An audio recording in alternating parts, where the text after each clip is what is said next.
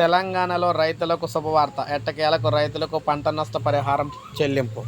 So పంట నష్ట పరిహారం అయితే చెల్లించబోతున్నారు. రైతులకు రేవంత్ సర్కార్ శుభవార్త చెప్పింది.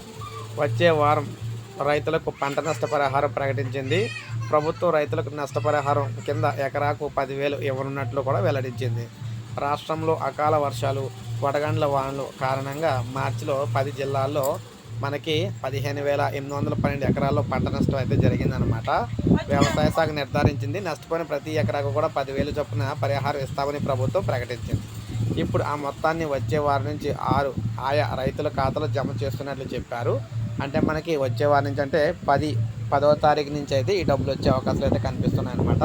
సో 10వ తారీఖు నుంచి తెలంగాణలో రైతులకు 10,000 రూపాయలు చొప్పున అయితే జమ చేస్తున్నారు. సో ఒక లైక్ చేయండి, సబ్స్క్రైబ్ చేసుకోండి, మన ఛానల్ సబ్స్క్రైబ్ చేసుకొని ఫాలో అవుతానండి. ఎందుకంటే అది ఏ పథకాలకు సంబంధించినా కూడా తెలంగాణలో ఏ పథకాలకు సంబంధించిన సమగ్ర సమాచారం మన ఛానల్ ద్వారా అందించడం జరుగుతుంది.